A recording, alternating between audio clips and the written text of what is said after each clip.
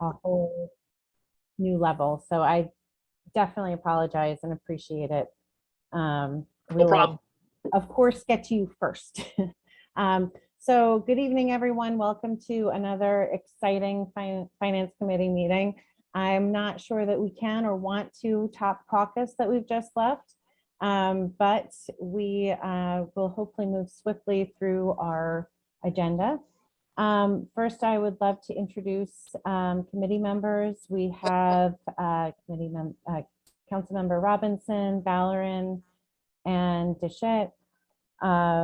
For committee members, and for council members, we have Conti, Hoey, we have Council President Ellis, and then we have our staff. We have the incredible Jan Rafael Pichardo, the stunning Danielle Gillespie. You'll just have to believe me, even though her picture is not up right now. We have the brilliant Brett Williams and the always enigmatic Michelle Botti. And finally, we have the very patient and kind Randy Milano from DGS. And we will actually be starting with Randy. We will begin our discussions with, we'll discuss the 41-201-21 engineering street reconstruction. And then I think we can kind of take these as a unit. 42-102-21, the sidewalk reconstruction, and the 43-102-21 ADA compliance. So Randy, I'm not sure if you want to say anything. I think it's kind of straightforward. We've gotten the information, but you're welcome to say anything you would like. And if not, I will open it up for questions. Yeah, I think everybody's got all the list and all the information, and just happy to answer any questions, address any concerns, anything that anyone has. Okay. Are there any questions, Tom? Or I should start with Judy. Do you mind if I start with Tom first? I usually do. Go ahead, Tom. Well, thank you. I'm not a member of the committee, so, but Randy, thank you for coming. I got a few questions for you. Up in the 15th Ward, our major roadway is County Route 204, which the county responsibility ends at the North Bethlehem border with the city. We don't have sidewalks. That road leads to our school. I want to know, number one, we're not included in any type of budget for sidewalks. And what I had understood that years ago, we passed an ordinance where if you do street reconstruction, sidewalks are included.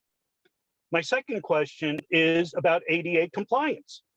What is somebody with a wheelchair, like my mother-in-law who lives next door to me on a wheelchair, how does she, if she wanted to go down Russell Road, how does she get down Russell Road when there's no sidewalks, especially in snow? This is a major roadway from North Bethlehem going down it to Western Avenue. So the traffic, especially in the morning, is terrible. So that's my question to you. Why aren't we getting sidewalks, especially on our major roadways, Russell Road and Berkshire Boulevard? By the way, a boulevard, the way I was brought up, a boulevard is multiple lanes with sidewalks on either side, sometimes islands in between. And neither have sidewalks. So that's my question. All right, Tom, I'm not sure there was actually a question there, but these roads were constructed a long time ago, and sidewalks weren't included with the original construction. Russell Road that can's been kicked around for years, and we did just there was a tip solicitation just recently, and we did put an application in for federal aid. One of those applications was for Russell Road. So as far as Berkshire, I did hear, some discussions about, that could be getting on our radar for sidewalks. We're willing to entertain looking at that and the feasibility of that. But a project like Russell Road doesn't really fit well as far as, for funding. I mean, we're asking for $4 million for streets in this budget, and Russell Road alone exceeds that. So, we're trying to get funding. We Sure. did put in an application for federal aid. So, we don't have a schedule yet of when we will hear back on that, but I don't expect it'll be anytime, possibly sometime in late January. But once we get more information and see how that application goes, we're happy to give you an update at that point. Now, Randy, I brought this up 4 years ago when I got first elected, and I was told it was going to be 2 million sidewalks on both sides. And I said, let's just do one side. Okay, so that cuts it down to 1 million. But look, you just made a statement. North Bethlehem did sidewalks up there from Crumpkill Road right down to the border of the city. They put in sidewalks because I lived there. I saw them doing it maybe about 15 years ago, 16 years ago.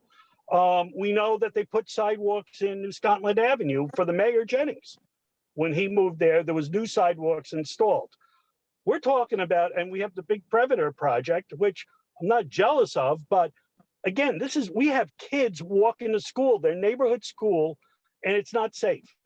I could not let my kid walk to school. I had to drive them every day because we're too close for the school bus. If we want to attract people, young people to this city, and that's what we want for the tax revenues and to make this a vibrant city, we got to provide walkability. And where's the equity, Randy? I mean, I keep seeing things about the equity, and there is no equity for the people up in the 15th Ward. And, you said, well, it's an old road, but like I said, North Bethlehem managed to put in like about 2 miles worth of sidewalks. Well, it's not 2, maybe a mile and a half. But again, it's question, like, I'm really pushing this year. And if I have to go and try to do a lawsuit for 88 compliance, I will, because I am very serious about this. This is disgusting, the way what we're being treated, with this in this city, there's 15 wards, and we're the orphan of the freaking city. And we got to do something about it. You're sitting there. I need you to do something about it for me. Okay? Because I'm taking this personal now. My son's already out of Eagle Point, can't walk to school ever. But I have grandchildren that can't. And we need to do something. And I can't be strong enough that this is important to me and to people in my neighborhood. So thank you for listening and understanding this is not right. Thank you.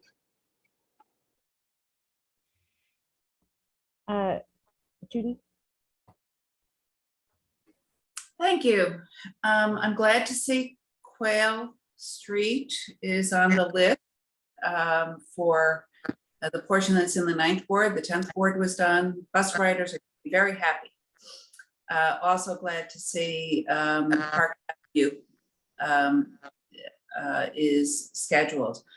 I have been pushing for and remain concerned about Ontario between Avenue A and Woodlawn for a number of reasons. You might recall, going back about 4 or 5 years ago, I was raising an issue with the sidewalks on the west side of the street being cracked and divoted in such a way that they turn into a skating rink in the winter, and people were complaining to me back then, about that, and that has not yet been addressed.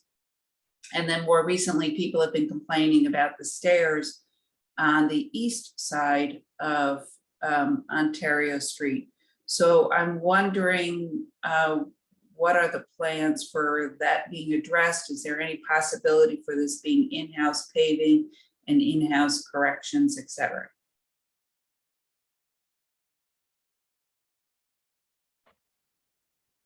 That is, I know we've talked about this in the past, and I believe that is on, we have a 3-year plan.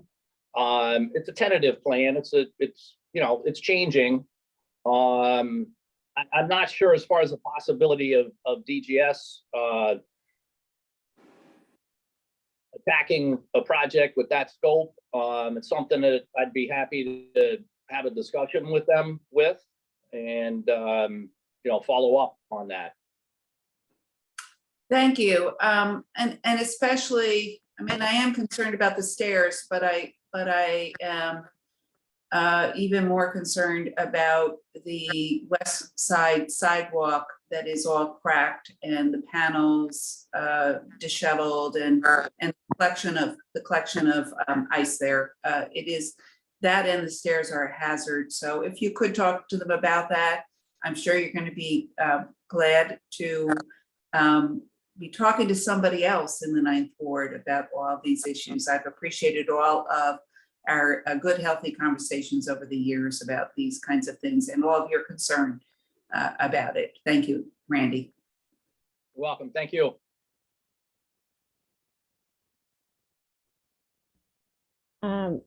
And I apologize, Mike. I've been taking people out of order since we just spent so much time together. So if you don't mind, I'll call on Richard and then I'll call on you. It's an unorthodox finance committee meeting. Me? Okay. Question. First of all, I believe I had Spring Street between Lark and Dove on this year's list. And I have not seen anything happening there, and I think it's kind of late in the year for something to happen. Do you know what the status of that is? And if that's not being done this year, will that be done in 2022? No, that got, we had looked at doing that section after, we had finished the other section from Henry Johnson. Okay. And I believe there was a conflict over there, Richard, with National Grid and a couple other issues that prevented us from doing it. It's December 15th. Our paving has been done. Yeah, I figured So it's not going to happen by now. this year. So with those issues, It's Yeah, something that we can do, and I can find out exactly. We had some coordination issues with some issues over there. So there's a possibility that it's, sometimes we can add a street if it's something that gets cleared, and we're not going to go pave a street and then Grid's going to come in and Right, rip it I up the understand that. following Okay, year. okay. It's just, right, presumably though, So- it was already in the budget, so it's just a matter of resolving issues with other parties, and it potentially can be done next year. Maybe. there's potentially, yes. Yeah, you can always say potential. Work and everything. All right. Lark Street, frankly, I haven't seen any the design plans or anything, so I have no idea what the nature of the work on Lark is going to be. And I've been totally out of the loop on that. I don't know if that's intentional, but I have no idea what's going on there. Are there plans? Are there design plans? Yeah, and you haven't been left out intentionally by any means. We just got a consultant on board, and they were actually out there last week just starting the survey work. So right now, the schedule moving forward for that, and just in rough terms, is they will be doing design work over the winter months. The plan right now is to start construction in 22 and complete the construction in 2023. All right, so there are no design plans at this point. No. All right. We do have a detailed scope of work, and I'd be happy to share what we have with you. I can shoot you an email. Yeah. Yeah, The we can clock go is over- ticking on my life, so if that's possible. And then the last question, I mean, the list that we have right now that we've gotten is the contracted list. Is there an in-house list that we should be getting? PGS is working on that, Rich. They like to wait until we get our contracted streets finalized first, and then they'll start filling in some of the gaps, some wards that maybe didn't get as much on the contracted work. And so I can talk to Frank and Sergio and see what their schedule is for that. I thought they had mentioned that they probably have that list together sometime in January. Well, I can Alright, get some more details on the time. Yeah, I can see that list, because sometimes we might be able to have some input also in terms of what makes sense or not. Okay, that's all I have for now. Thank you. you. Go ahead, Mike. Yeah, hi, Randy. First of all, I'll talk about sidewalks and the 12th ward. The worst part, and I really think it's the danger, because it's the part that all the, nursing assistants and staff at the Daughters of Sarah and Teresian House have to walk to get to the bus in front of Walmart. And not only is there no sidewalks, there are no street lights. So it is a danger thing. And they're walking now in the dark just to get to and from work. I know I've mentioned this for every year of the last 8, and I think you're aware of it. In fact, I'm pretty sure you've gone up and looked at it. Doesn't require curbing, doesn't even require storm sewers, because it's got that front, it's off a frontage road, and it's sloped on either side, and it's all sand. And I don't think there's any storm sewers even that have to be worked around them. And not even necessarily sidewalks, it could be a walking path. And it doesn't even have to be concrete. But I think that's a real danger. And so for sidewalks, that would be my biggest request.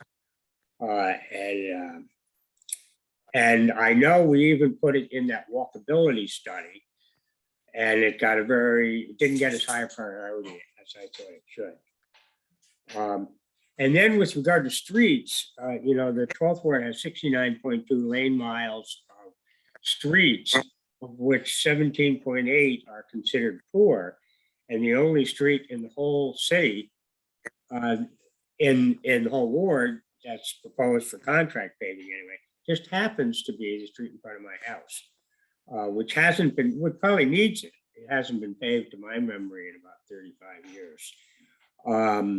But to me, the street that needs it the most in the 12th ward is Circle Lane up in the Pine Bush. Got a lot of commercial businesses on it, including Daughters of Avila, Excelsior College, and a bunch of others. But that always gets potholed. You guys always go and fill the potholes. But each spring it's terrible with potholes. So those are my 2 requests there, is that they look at Circle Lane. And I appreciate you paving the street in front of my house. I never formally requested it all the time I've been on the council. But I think there's some other priorities too. And maybe you look at some others with your in-house paving, because you did a lot of sidewalk. You guys did a lot of in-house sidewalk repairs this year. I've been amazed. So that's my request. Great, we'll take it into consideration. And again, once that DGS gets their in-house list together, it'll help complement some of the things that, folks may not be seeing here. Okay. Richard, do you have your hands, did you want to say something else, or is your hands? That was probably left over. I did have another question though that does relate to sidewalks, and I don't know if Randy has the answer on this, and it's something that we brought up at one of the previous meetings, and that is the issue of a comprehensive assessment of sidewalks in terms of their accessibility, et cetera. I know it's something that supposedly Administrative Services was doing the survey on, that I think Angelica was handling, but I also understand Angelica is leaving. So I don't know what that status of that project is, but would then translate into some type of a capital budget. I don't know if you know, and we were supposed to get an update on that a while back, but haven't. I don't know, Randy, if you know where that is, or any type of an assessment on sidewalk issues that might need to be, more comprehensive plan as far as capital investments. Yeah, Richard, you are correct. Angelica was heading that effort up. And that was all part of the ADA transition Right. plan. And the last that I spoke to Angelica, which is probably at least a few weeks ago, at that time, I think they had collected about 60% of the data. Yeah. But I think that was an old report, and thought the game plan was, as far as I knew from that schedule, that they were scheduled to hopefully complete that work as far as the survey work was this year. And then anything left over, they'd have to do field work. They try to do it weather permitting over the winter, and anything left hanging would be completed in the spring. All right. I think that's, but for the next council especially, I think it's an important project because we really do need to do a comprehensive assessment and looking at dealing with sidewalk accessibility, not on a, we make a call and say, can you fix this one? But there needs to be a comprehensive plan to really address those issues because it is a real serious accessibility issue, especially in the lower wards. Comprehensive look at everything citywide. If there are members, I would like to ask a few things about my ward. So mine is more of a statement. So I have, and it's not unusual to have one road, I understand that, but my road is Manning Boulevard, and that to me is actually, it's important. I don't want to minimize that, but that's actually for everyone else. None of my residents live directly on Manning Boulevard. There are no houses directly on that street. There are side streets that people live on. So, for the residents of my ward, Manning Boulevard is the same as if you lived in, any other ward. It really does not have a dramatic impact. And I fully respect and I pay close attention to the percentages of how roads have, who has more poor roads. And I understand, I fully respect and want every ward to get roadways in there, but it is my deep request because, and I will just recognize, the 2nd, 3rd, 5th, and Judy the 9th too have more percentage of poor roads than the 13th, but I'm number 5 on that list. And I really need something that actually impacts the people that live here. That is a gift for everybody else. So as you're looking at your in-house, please consider Winthrop. I will send you a whole bunch of streets that people have said, and I am very open about it because I believe in looking at the city as a whole, and I want every ward to have their different problem areas taken care of. But when I see it's just Manning Boulevard and literally nobody lives directly on that street, I understand I live on that street, but I actually live on a little offshoot of that street. I don't live on that street. So it's really frustrating. So if please keep in mind the 13th ward so that at least some place where residents actually live on the street is paid this year would be awesome. Go ahead, Alfredo. Thank you. I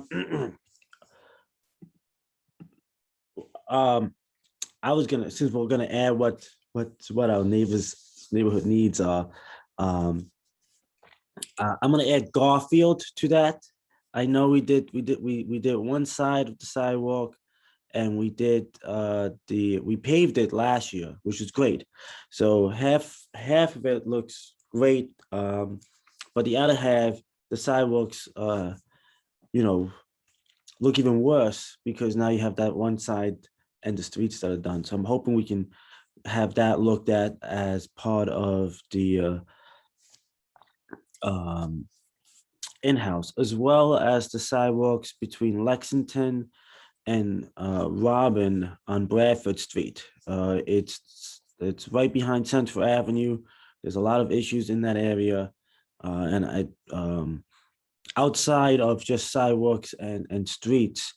But if we can look at that as trying to address the sidewalk issues, it can bring a little bit of new energy and new life as we deal with the other issues that we have in that area.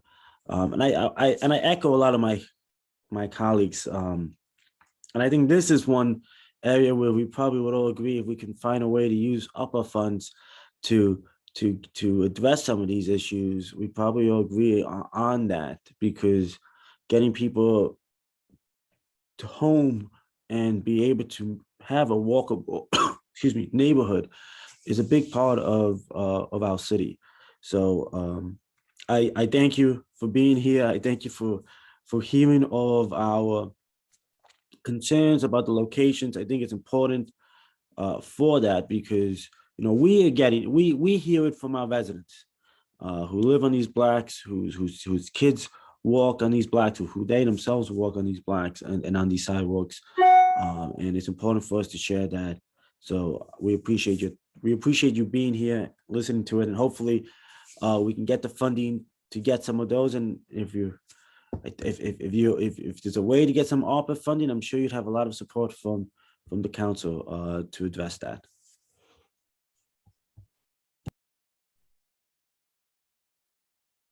Thank you. I mean, what I understand, everybody's has some concerns and we'd like to do more. We have limited resources, we have limited budgets, but I would just like to just say everything that's been brought up tonight, it would be helpful. Just shoot me a quick email, follow up, give me some streets. And if something is, we can't fit it into this year's schedule, we've got it on the radar for next year. And it helps as well as if you give me 5 streets, prioritize them. Which one would you like to see get done first, second, third, fourth, fifth, and so on. I know it's a challenge. It's the residents are tough. And, I think it's important to note that the city of Albany has the most robust paving plan of any municipality in this area. Nobody comes close to the amount of money, the amount of funding, the commitment that the administration makes. And I know we're never going to keep everybody happy, but we're trying to do our best. And I think little things that you just shoot me a quick email. We hear you. We don't just set these things to the side. We take them seriously. So if all of you anybody that's spoke tonight or hasn't, shoot me a quick email. Prioritize them for us, and it helps us because we literally there's a lot to work with. Thank you. Mike, did you want to go ahead? I just wanted to bring up one point. The fact that the state doesn't treat us fairly on state routes, they pave, plow, salt, repair, everything on Route 5 in Colony and Route 9 in Colony. And when it becomes Central Avenue and Henry Johnson Boulevard in Albany, they don't touch it. Maybe they give us some assist, some partial funding. But to me, it seems only fair that if the neighboring towns are getting Route 32 and South Pearl Street paved when they go out of Albany, we should get them paved by the state when they come into Albany. And I know at least 3 times, maybe since I've been on the council, we've submitted resolutions to the state legislature and to DOT, and it had about the same effect as submitting, talking to the statue of some dead person. In other words, nothing happened. I don't even know if we got a response saying thank you for your letter. But that's, it just seems so unfair. And I would think the other, Schenectady is in the same boat, so is Troy, as far as I know. But Washington Avenue, for example, needs some repatching, but Central definitely a state route. So just put that thought to make some noise about with the state, whatever good it'll do. Thank you, Mike. So Yeah. We hear that, and it's been a sticking point across all these municipalities that the municipality is left to bear the brunt of this. The state did free up what they're calling state touring routes. And I pretty much went all the way up to the program administrator, and it's very unclear if this is going to be one-time funding. We're pushing, as well as a lot of other people are pushing, for this to be a regular funding. And that funding is kind of similar to like CHIPS, what we get right now. So it's not as stringent as we get into with a lot of the federal aid stuff. So hopefully more to come on that, and hopefully that funding it does continue. Because this isn't reimbursement to the towns, these are state trucks. doing the repairs, doing the plowing, and the state contracts 100% doing the paving. If it's possible, just because it's late, if I hate to cut down discussion, but we're on 8:30 and we still have a decent amount to discuss. So if there are no further questions, could I get a motion on 41-201-21, the street reconstruction? I'll make the motion to vote ordinance 41.102.21 as amended out of committee with a positive recommendation. And Mike seconds. All in favor? I think that is unanimous. And 42-102-21, could I get a motion on that, please? I'll make a motion. Thank you, Judy. Vote 42-102.21 out as amended out of committee with a positive recommendation. This regards sidewalks. Yes. And could I get a second? Alfredo? All in favor? That's unanimous. Could I get a motion on 43-102-21? That is the ADA compliance. Somebody want to shake it up and move? Mike, And I'll second. and you're moving it out with a positive recommendation, correct, Mike? Yes. 2 seconds, all in favor? That's unanimous. Randy, thank you so very much for your patience and also for coming in. Streets and sidewalks and the ADA compliance are a passionate point for all of us. So we apologize for having you wait and then getting a little bit more passionate with you than we may otherwise be, but we really do appreciate your time and your all that you put into this. Yes. Thank you. Likewise. Have a good night. Yes, you too, everyone. Thank you. I didn't even offer to encourage, like to say he could stay if he wanted, because that's just silly at this stage. So what I would really like to do is have a, I'd like to kind of quickly go just mention the different bonding ordinances that people feel comfortable voting through. So we can get an idea of that, and it's possible that we're able to just vote on some. And I think that any that I would like to discuss, local laws S and T, I think those are very important. But aside from that, I feel like what we're not comfortable having a big discussion on, that might need to wait for future finance committee. Jenny, Yes. to that effect, I'm very comfortable with ordinance 34.102.21, which is the intervid surveillance. This is a project that has been ongoing. It's a 3 or 4 year project.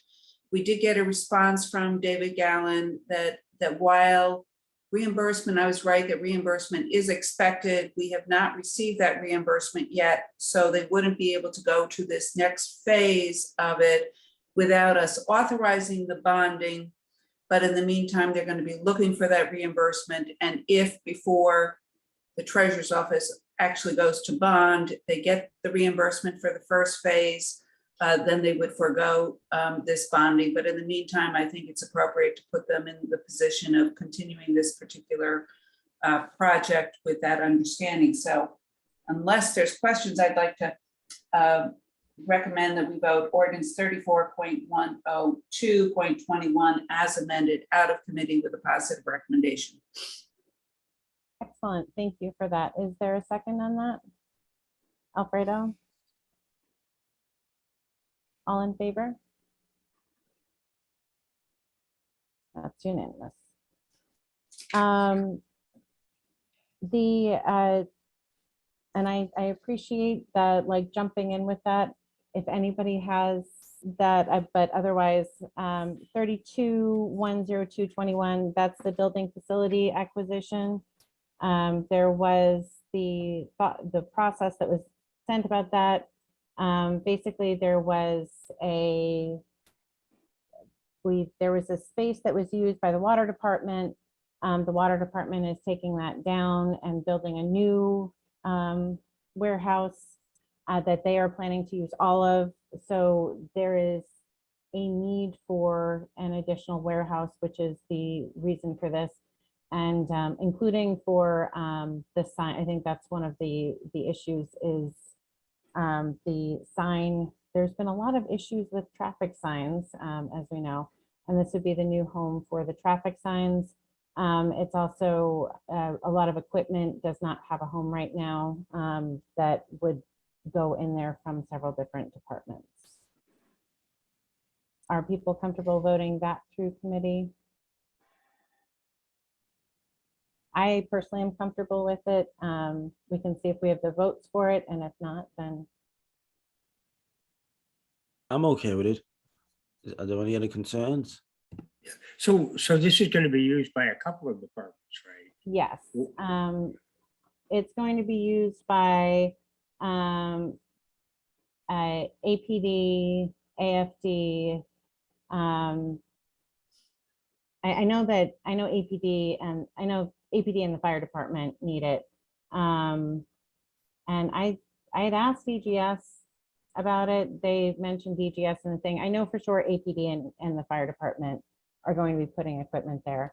I do not know for sure. DGS, there They said was no. some, DGS it oversees the streetlights. And one of the questions I raised is I thought that we were contracting out with regard to any supplemental streetlight work. So I didn't anticipate that our staff would actually be needing to store equipment on it. And I didn't feel like I got enough of an answer on that. I do have some questions about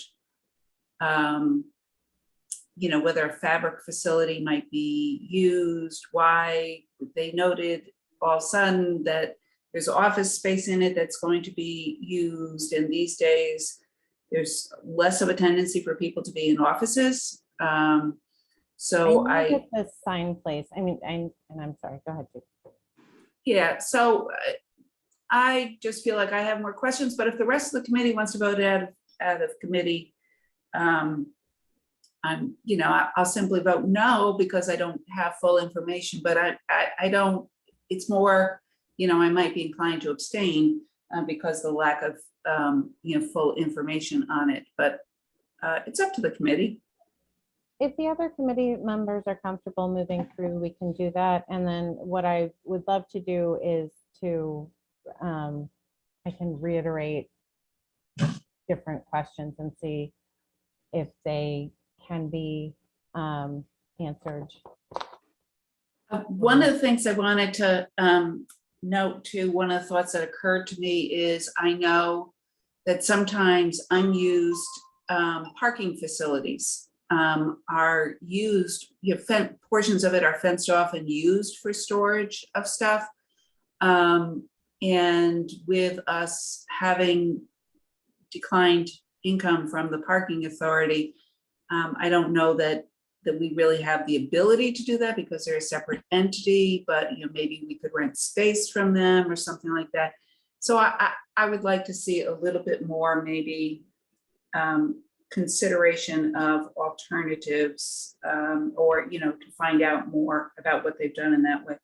But again, that's just something I want to mention, as long as you said that you're going to be talking to them about. I think that that's a fair thing to bring up regardless, because it seems like with DGS buying the fabric houses things, it's probably always something to consider. So could I get a motion on this? I'll make a motion to move forward with a positive recommendation 32.102.21. And a second by Mike. All in favor? Aye. So that is Farrell, Ballerin, O'Brien, and Robinson in the affirmative. And would you prefer to vote no or abstain? Oh, you're muted, Judy. Okay, you're still mute, Judy, you're muted, so I don't know which way you voted. So put me down as a no. Got it, thank you. I'm just being super sensitive that a lot of people criticize people for abstaining, you know, on vote, so. Well, you smiled beautifully as you did it, so. Next, we have 33-102-21. That is for the traffic radio communications upgrades. So that was also sent out. Basically, it looks like the FCC reassigned the frequency that the department was using, and they need to change their frequency for these 77 intersections. So there's, I guess it was of the frequencies, that was the lowest frequency. So it's, I've heard about this, like the FCC actually selling frequencies for different things, but it never occurred to me that it would happen for something in an emergency situation, but I guess this technically is not an emergency situation. So I don't know if people are comfortable moving forward with this. This was considered a big priority because in April of 2022, those frequencies will change. Go ahead, Judy. So one of the, I mean, regardless of the reason why this is happening, I think we should find out the reason, whether we just didn't apply for renewal in time, or is the FCC really just taking people's frequencies and discontinuing it? And if so, they should be aware of the consequences of this, I think, through Congressman Tonka's office. Notwithstanding that, I would vote for it, but for the fact I raised a question regarding there's a lot of funding in outstanding bonds. The traffic engineering department, I'm happy that they have reduced the amount of outstanding bonds over the years, but they still have over $2.5 million of outstanding bonds for various projects, some of which are for places where I know radio frequencies are used on some of the routes, for example, whether it's Western or New Scotland, et cetera. There's little pots of money sitting, sometimes significant pots of money sitting around. So I asked that question. I think that the council should get an answer to that question. That's my opinion. So again, I will be voting no on this if you want to put it up for a vote, but. I think with the bonds, we all kind of share that if they have leftover funding.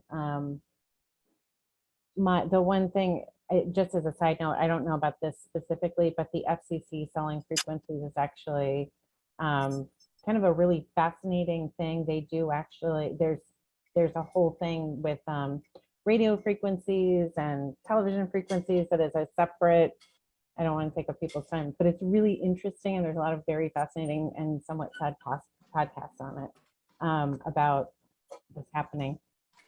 I don't know this specific circumstance, but it's just, as a side note, it is a thing that happens, and it's fascinating. But are people comfortable voting this through? I personally would not mind waiting to find out if the bonding, you know, if we have more money in the bonds, and I agree we shouldn't, this was one of the ones that I kind of had tagged. I certainly want to replace the frequencies if we have no other options, but I also think that this is something that we can vote, actually take up in committee in January, and it should still be fine in terms of bonding. I'm good with waiting. Okay. Okay with that also. Me as well. The next is 47-102-21. This is the fire department, the cardiac monitor replacement. The issue with this is we weren't sure that it actually could be bonded for. So we did not have a more full discussion while the fire department was here. Brett checked, and in fact, it is fine to bond for.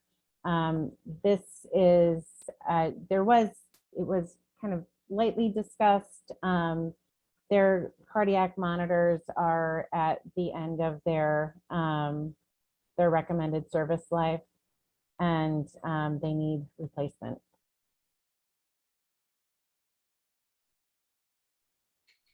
I'm okay with this, and I would move 47.102.21 as amended out of committee with a positive recommendation. Second. All in favor? That is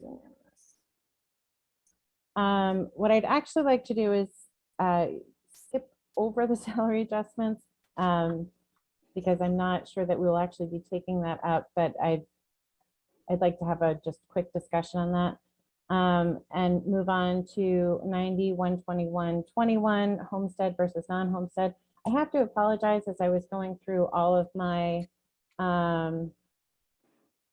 as I was going through all of my notes, I did not find notes on this and I don't honestly remember if it's something that we needed further information on, or if it was something we just did not get to in the meeting.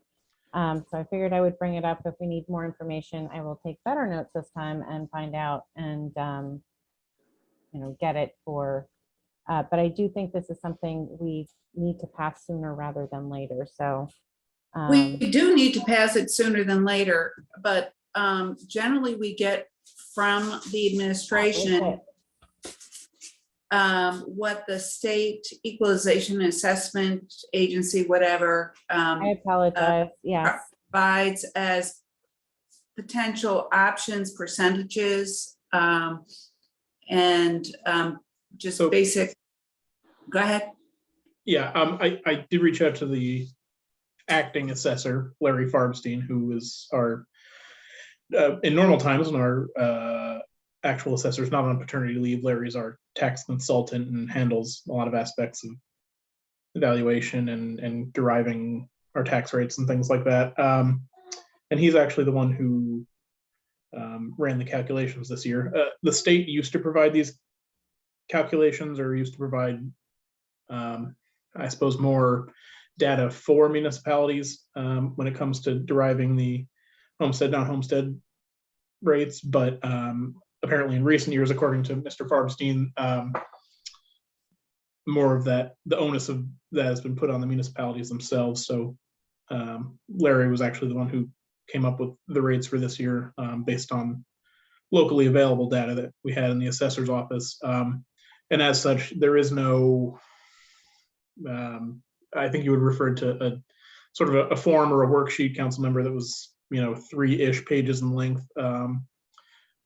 As far as Mr. Farbstein's concerned, or as far as he knows, there's no such document available. He has, various spreadsheets that he used to come up with the homestead, non-homestead proportions, but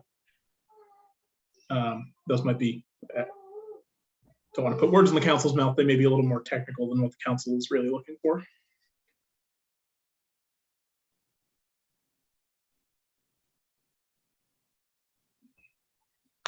And for what it's worth, I am relatively certain that I didn't provide such a document or worksheet or whatever you want to call it last year.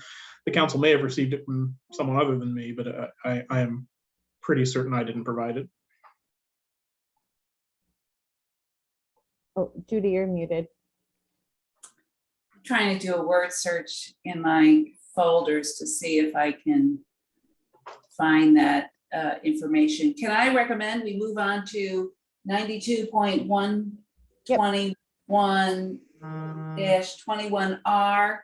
And I move to vote that out of committee with a positive recommendation. This is where we're adding board up fees, maintenance costs, etc. For to tax bills. And the only outstanding question was why we were doing that this year for 2019 waste collection fees, when for the other fees, we were only doing essentially overdue bills for 2020 and 2021. And basically, Darius Shanafar has reminded us that there were some glitches with regard to getting the poll fees out and added to tax bills or being billed out directly. So that essentially he has confirmed that our authorization of the 2019 is not double billing or double assessment on the tax bills for those. So that was the only outstanding issue that I had with regard to that. I don't know if other people did, but I'll make that motion to vote this out with a positive recommendation. We can still have discussion, you know, after a second. Alfredo seconds. And was there any further discussion, or do people want to vote? Looks like people would like to vote. So all in favor? Aye. That is unanimous. Aye. Excellent. I'm sorry, Councilmember Farrell. Was there a vote taken on the homestead, non-homestead? There was not. We moved on from that. Okay. Just want to I'm make sure. I trying didn't to miss it. look for the information that we've gotten in She's the trying to past. look Yes. at the I information. remember that now. It is Sorry. something that I do think that we do need to do tonight. If not, we have to have a special finance, we might need to have a special finance committee meeting and also a special regular meeting to vote on. So my recommendation would be, because I believe they have to have that before the end of the year to do the tax bills. Yeah, so let me just do a little bit more looking to figure out whether I'm comfortable voting it out with a positive recommendation or just vote it out. So it's out of committee so that we Yep. can act. Thank you. What I want to do, I'll very, very quickly, the salary adjustments, there's just a lot of, we really didn't get very far on the salary adjustments and discussion. We have in there's several different things that are in there that are kind of common sense. So if everyone remembers, there were several departments that the raises were not automatically put into the budget. So that's, I mean, codes is one of those. Let me just pull this up.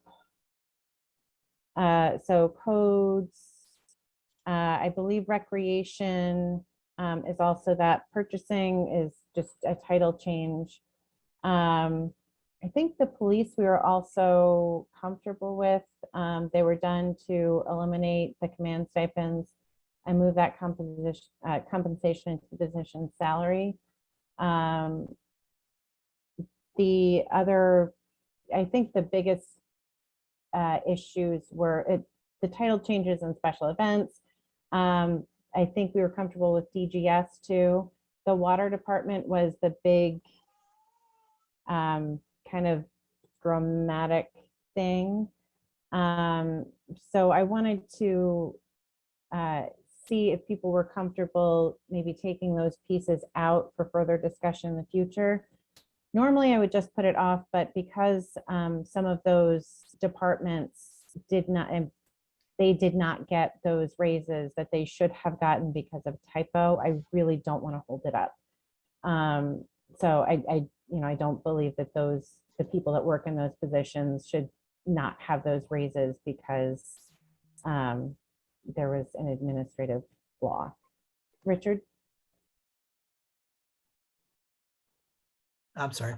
Just a note, I mean, in terms of what you're doing on the salary increases, doing them now or whenever, I mean, partly we do it to try to have them in the printed adopted budget book. And you don't want to put them off too much into the next year or whatever, so they don't make the printed book, but there's always desire that the printed book be as accurate as possible. So that's just a factor in terms of trying to get this done. And we don't actually have any oversight over the water department, so I guess that's another piece of it. But I have no doubt, Joe Coffey is always happy to come in and talk to us. So it could be something that we can move forward with and then ask them to come in and maybe do a full review of the water department, which might be nice for the new members anyway. I'm not sure how people feel about that, but I would like to, there's definitely pieces that I would really love to make sure are in that. So Jenny, unfortunately, oh, I found it. Yay. I found it. Okay, so essentially what you want to do is you want to pass this out of committee with deleting certain positions. That was my thought process where if we're, I if would we don't like, have I would like to do consensus- that. What are we agreeing to taking out? So the first line is senior clerk. I think we wanted to keep that in. Corporation counsel, I think there's a question about. Do we want to Yeah. take? So so we're voting this out of committee with a positive, with these amendments, with a positive recommendation. So the amendments are to delete the provisions regarding corporation counsel, keep the codes, keep the recreation, keep the purchasing title change, keep special events title changes, keep DGS changes, keep DGS, there's all these DGS, so there's about 15 of them, adjustments. That leaves a question about APD and water. So what are So people's we would thoughts? be, yeah, we would be taking out corporation counsel, APD and water, which we could then, this is not a permanent removal, but rather a putting off to discuss early in the new year. I like this solution, Jenny, because I was kind of having the same attitude. So with regard to the salary resolution with those amendments, resolution 85.112.21R voted out with positive recommendation with those amendments, taking out corporate counsel, APD and water. Only for further discussion. And I will say, Brett, you are here, please tell, your people in Corp Counsel's office, this is not a permanent thing, but it's rather it's nearly 9 o'clock at night and we need to go to bed.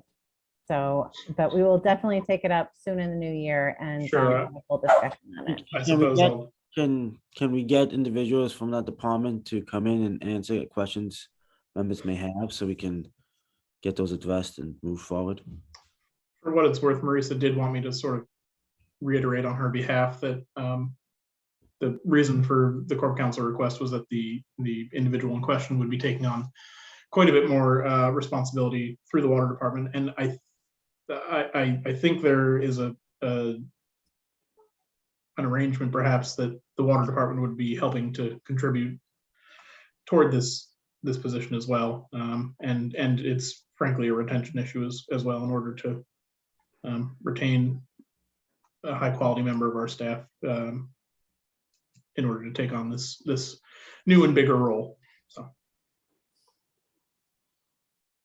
I do want to note that my motion also is intended to reflect that the totals at the bottom of the page would also be changed to reflect the deletions made in this motion.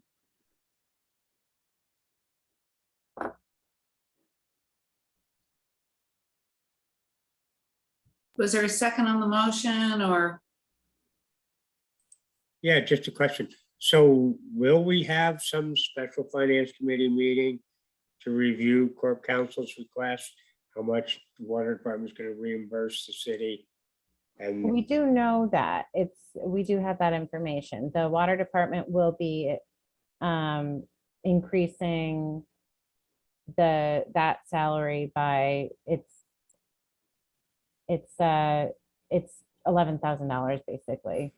So actually corp counsel's office is making out a little bit because it looks like they're getting a little bit more from it. But the motion in front of us leaves out the water department. No, the council's position. No, though it leaves out the water department salary changes. If we would like, I mean, I think that one of the issues with the corp counsel's piece is that it is a retention issue. So this person will be doing a lot more for the water department, so it might be something that we do want to consider keeping in there.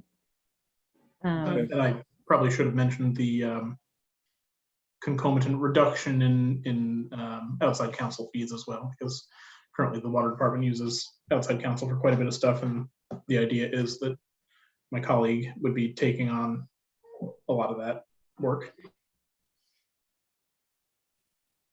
So Judy, what? So what do you one think of my issues with this is that there's two people in the same title, and one person is getting the raise and the other person isn't. And while Brett noted that the Corporation Counsel's Office will be making some adjustments in the way they classify these positions, that this particular amendment does not address that. I think I'm the So- member with that title not getting the raise, and for what it's worth on a personal level, I certainly am supportive of this person getting the raise, and I don't begrudge them that whatsoever. I understand the concern about titles, and you know, with the way people have been hired and promotions and the way things have gone on, titles have gotten a little askew. But as I understand it, it is Maurice's intention to, if not do away with titles altogether, at least to, I think, first reduce the number of different titles and, you know, certainly standardize the use of them. So what's the committee's pleasure on this? If there's a majority that wants to modify, I will note that another issue that I have with this is we have been waiting for 2 years for a salary equity study. And this is relevant to that, especially since, again, you know, the thing that I have tremendous difficulty with and what has happened in the last several years is that people at the top end of the pay scales have been getting very sizable salary increases in the, you know, well over 5. You know, this one is something like 14%. And people at the lower end of the pay scale, we haven't seen advocacy to address their situations. I'm somebody who very much favors sometimes across the board $500 increase, because when you keep on doing it on a percentage basis, you just increase the gap, the livability gap for various wages. So that all feeds into, I would rather wait for the equity study and for Marissa to take a look overall about whatever this reorganization is that she's doing, rather than singling one person out. I personally would prefer to put it in, mainly because I think bringing things in-house is something that we should encourage. And I appreciate the inventiveness of being, you know, bringing things in-house and also not necessarily being able to increase someone's salary to reflect increase things that they're doing, and not necessarily increasing our budget. It's an inventive way to do it, and it overall will save, even though lowering the water department's fees, attorney fees, is not necessarily lowering our city budget. As city residents, it does impact us. So that would be my personal preference. I'm happy to go either way, to defer to the committee members. If I could just add one more thing, Councilmember, I'm sorry. Sure. I should mention as well that the water department will probably give a lot, well, in fact, it will give a lot more work than a lot of other departments do. This position will entail attending water board meetings. I think it'll entail attending water finance authority meetings as well. There are a lot of those meetings. They tend to be pretty long and pretty intricate. And just beyond that, there's the day-to-day legal issues that the water department has, which include, you know, all sorts As of. opposed to you're sitting here in the same title having fun, participating in these kinds of meetings. Judy, we're way more exciting than the water board. I didn't say it.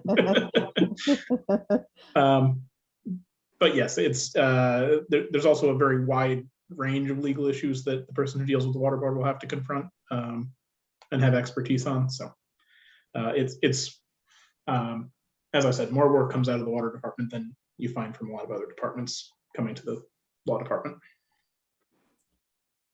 So I am a yes.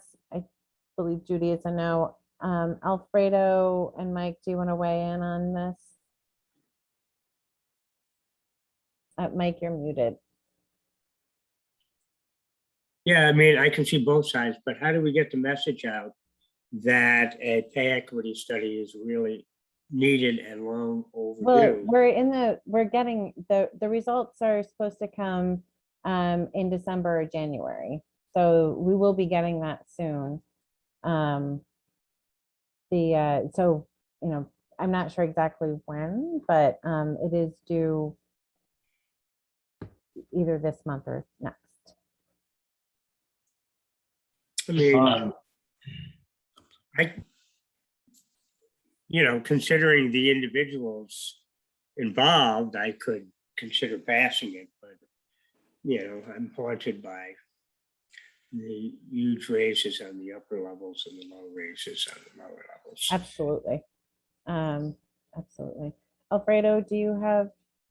I'm leaning on a wait, and the only reason for that is we're making these other departments wait for the department heads to come and speak to us. And I feel like we should just be fair. If this was one of those departments that we were looking to reach out to, then we should wait for that department head to come in, just like we're going to wait for the water department as well as APD to come in and speak about their salary increases. Okay. And JR? Alfredo's going to be around to have to do all to do that. So I can go along with that. Okay, go ahead, JR.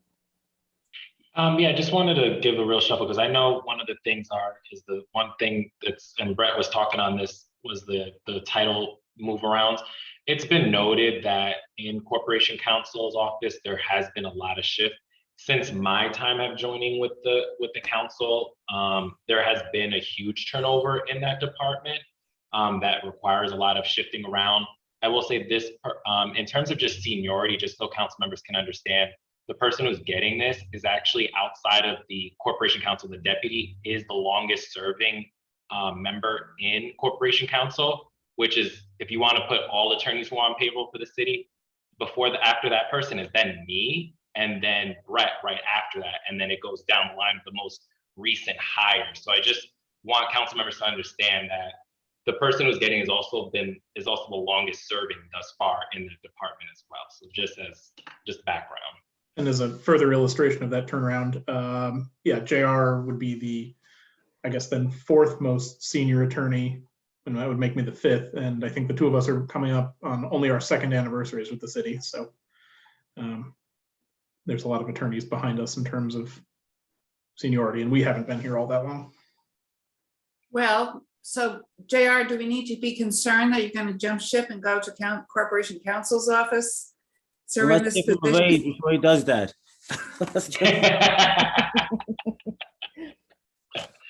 He doesn't want to go to the water department. I don't think I have a concern. I'd support that. I So But where I just really want to where are emphasize we? there has been a What? huge shift in Corporation Counsel's office within the last year. It's something that's been felt by a lot of the attorneys in there, especially me who works with them directly in terms of a lot of other things. Just want to let you know that this person is the longest serving, and then it's me, and I've only been going on 2 years. So there's a huge shift. So if retention is a big priority, I think this should be, one information that's really important. So are we talking about the deputy corporation counsel? Is that who we're talking about? No, this is No. another senior assistant corporation counsel. So this is the senior assistant corporation counsel. Is that what we're talking about? We've got two. I think this person is currently an assistant corporation counsel, and they'd be brought up to a senior assistant. I'm not 100% sure on that, but Yeah. Yes, that's right, because the other senior assistant is no longer with us, who was on that same budget line. And so they were moving them up to bring them to that, I believe. So this person is currently, what's the title, please, just so I can understand? I think it's Assistant Corporation Counsel, Yeah. Okay. because I'm one of the Senior Assistant Corporation Counsels. And then this becomes, Amy Levine was Senior Assistant Corporation Yeah. Counsel. so then this person would become a senior assistant corporation counsel, correct? I believe that's the idea. So they're going to get a raise because of that, and then this would be an additional raise on top of that? Yeah, I think, I think that's what it is. Yeah, I I mean, think- there is no, is the raise. right, there's no salary amount tied to the individual titles. The titles are sort of vague notional distinctions of seniority. But again, they haven't always shaken This out that isn't- way. yeah. This isn't an additional raise. This is the raise. No, of- no, This no, is no, the- no, no, the budget had a 3% last year and a 3% for this year. This is new on top of that. That's Good. new on top of that, but Alfredo was asking about the position change, not Oh. what everybody's getting. So he was saying, this in addition to the position change raise, and that it's not addition to that. That is the position change raise. I see. But So then why do we have to, I mean, then it's in the budget. I mean, if I'm getting this person is moving from a assistant counsel to a senior assistant counsel, then that raise comes with that. And motion. that, I think, is the question. I don't know if they actually are getting a title change with that. That probably would have been a better way to deal with this. But I don't know that they actually are getting a different title change. I think that they might be staying the same and that they're getting new duties to do in this title. Anecdotally, I think there is a title change, but I'm not 100% sure on that. So aren't there some questions that still need to be answered? Yeah, I apologize. I think that we kind of need to move forward on this. So we were in the space of taking out the Corp Council, the APD, and the Water Department pieces, I believe. Yeah. And that was my motion. Move it out with a positive recommendation with those amendments. and can I get a second on that? Alfredo? All in favor? It's unanimous.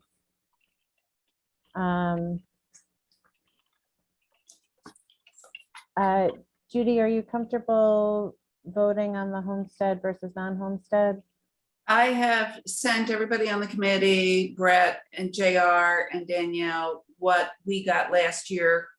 I do feel as though in due diligence, we should have something in writing that provides us with an explanation. But I'm okay with, because the treasurer needs to send out tax bills and he needs this, that I'm okay with voting this out of committee with no recommendation, with the understanding that the assessor or the budget office, and this was noted at the last committee meeting with Joel here, that this information was being sought. And I think that Nick at one point said that he had this information. So, I think that it's important that we be provided with some documentation that telling us that the rate is what it can be, the proportions are within the realm of the legal possibilities that we are allowed to do. There's certain laws that do apply, or maybe those laws have been changed, that has resulted in this change with the state not providing these proportions, the options for proportions to us. But I want the information, I want more information rather than just being a rubber stamp on this, but I'm okay getting it out of committee with a positive recommendation. So that would be 90.121.21 are out of committee with no recommendation. Could I get a second on that? Mike? All in favor? It's unanimous. Now, last but not least, and thank you for being so patient, Richard. We have local laws S and T. Richard, if you wouldn't mind. Did we pass out the marriage officers one? That had we've actually already done that. So that was something that we are so far ahead of it, Mike. Okay. So, okay, so local law S. So under the city charter, there are certain transfers that are made through, budget transfers that are made through E&R that are subject to council prior approval. Local law S doesn't change the council's authority in that regard. It only defines the term budgeted funds, which is an undefined term, and clarifies what that means to include funds in the adopted budget, any additional fund transfers to the general fund that might occur, which sometimes happens, or any transfers from the fund balance. And that would fall under the definition of budgeted funds, which is an existing term. And again, the only time when the E&A transfers that are subject to council approval are ones where after transfers equaling 4% of the budget have been hit. So that's that 4% cap we talked about earlier. Transfers which would basically transfer like 37.5% of a department or a commission budget. And the more pertinent ones, which was added by the council later, transfers that relate to a salary total or salary rate. So this is an amendment that doesn't change the council's authority in terms of reviewing transfers, but it does define that term budgeted funds, so it clarifies when that provision kicks in. Any questions on that, or we don't need to go long? Does this require a public hearing? It does require, so on both of these local laws, as well as local law D, which that we talked about earlier, once they pass, it'll be a public hearing that the mayor holds. So there is a scheduling issue there, and then after the public hearing, the mayor can act on it because of the timeframes, based on what Danielle has said, JR, and the notice requirements. The public hearing, I don't know if the public hearing will likely happen next year. I don't know if it would happen this year, but in any event, the period at which the mayor would be able to act on them after that public hearing will be in the new year, in 2022, after this council ceases to exist. So in that scenario, the mayor can sign it into law. She can veto it, but if she takes no action on it, it automatically dies because this council is no longer here. So what most likely will happen, either she'll sign it or she'll just take no action, in which case it dies, pocket veto, and then the next council can take it up, which I believe they probably will. So I'd be in favor of giving it a positive recommendation. I got one question. So this deals with the fund balance issue that we were talking about before. Well, But it doesn't deal with the ARPA funds, am I correct with that? it would, and it doesn't, again, it doesn't increase the authority of the council regarding what types of transfers that E&A makes that the council has to pre-approve. But it would relate to, so any funds that are part of the adopted budget, any funds, additional fund transfers to the general fund. So that would include the ARPA funds. It could include outside grants, et cetera. And we get grants that come in all the time. Those grants they never impact salary issues though. And then of course, any transfers into the general fund from the fund balance. So it relates to transfers from whatever source that come into the general fund. Before you can expend that, you need to bring the money into the general fund, and then you create that as a revenue to the general fund, then you create an expenditure, and that's what E&A does. Okay, so I put together a 15-minute conversation of why I think this is a great idea. Well, we don't want to hear it. with a Could you do it like a constitutional solo thing later? debate about shared powers and checks and balances, bringing us to our historical events of how this has been precedents through our history, and bringing it all the way to when corporate counsel said that we couldn't have any access to any oversight over these funds to our present day. I think this is something that a lot of people want to see us do. I think this is something a lot of council members want to see done. I don't think this was something we thought we would be doing or would even be an issue to have to even address. Before the statements made by the council, corporate counsel, a few months ago. I think hopefully this will address some of the concerns people have. It's just basic checks and balances, and I'm going to end it at that. Let's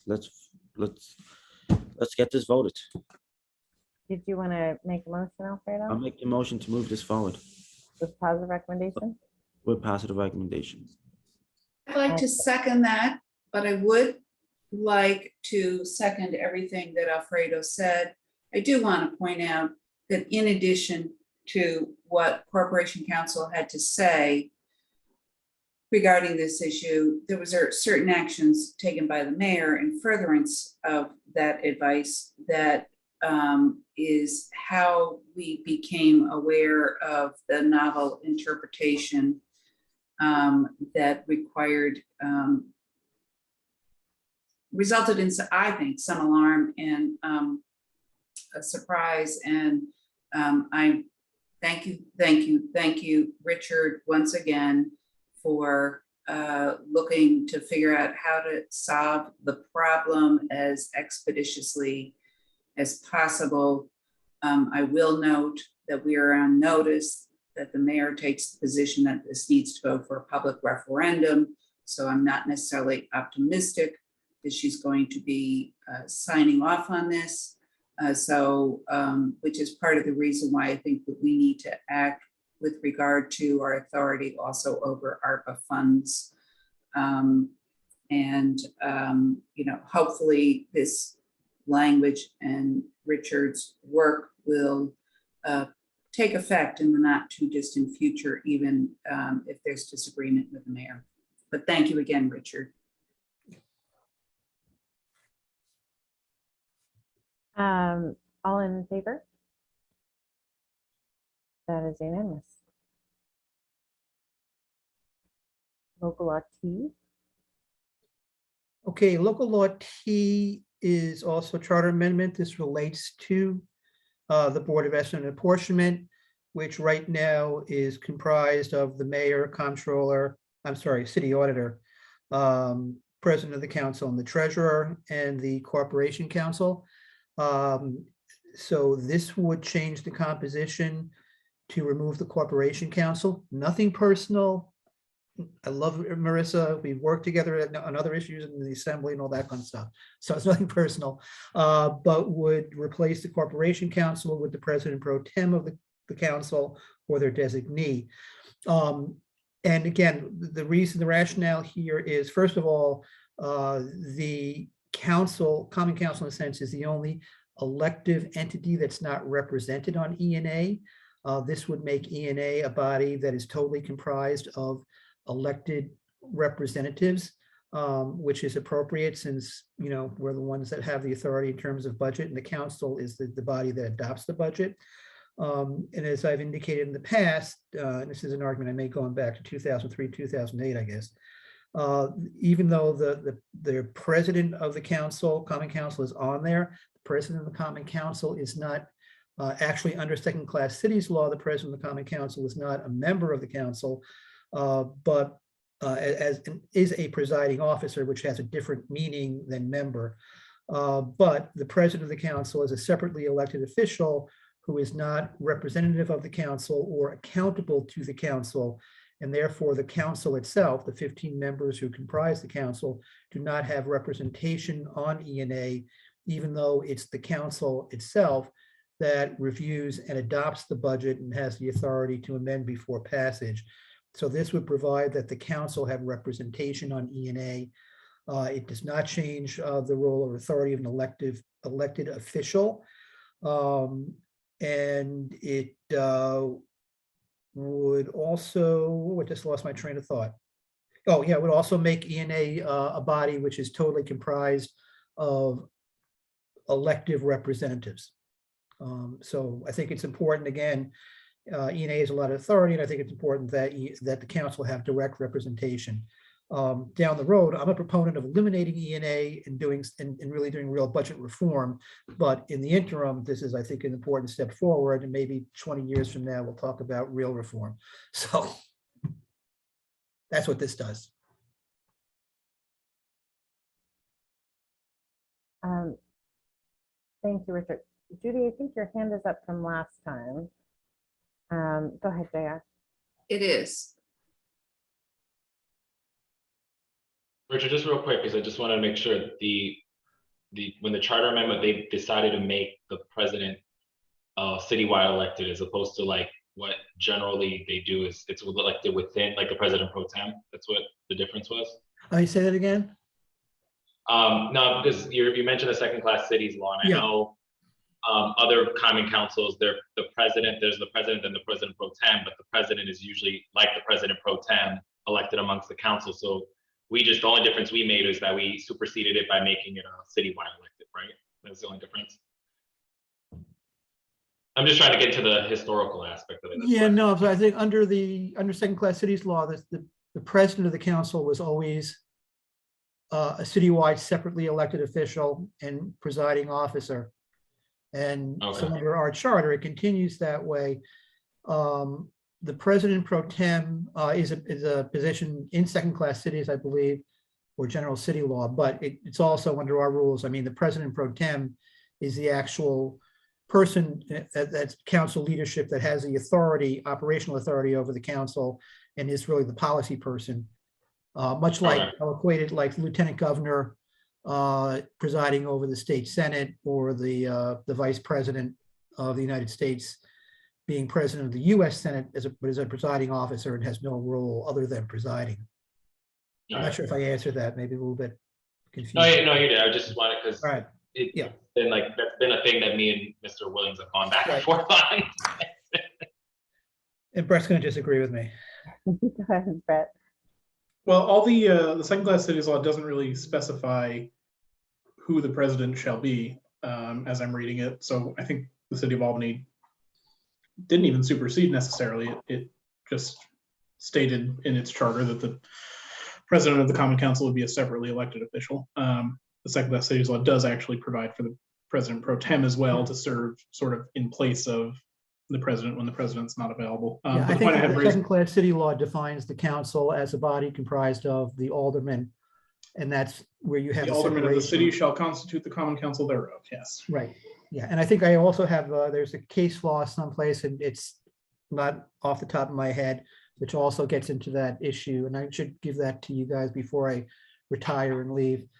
That talks about the actual authority of the president versus. Yeah, I know JR and I had looked into this sort of together at one point on a separate issue, but the point I'd actually raised my hand to make was I just wanted the council to sort of consider how I think it's prudent to have legal review of E&A actions and have a lawyer's voice, if not on the board, at least available to the board. So I would just urge the council to consider how that would work. I think as it works now, that any action that the board takes where it requires legal review, corp counsel would be attorney to any body of the city, any commission or body, as well as any the department. So I don't think this does not diminish the Corporation Council's role in any legal advice or other actions that have to be taken. No, because the way the charter is still written, the ENA, it is part of the corporate entity of the city of Albany. So Yeah. action.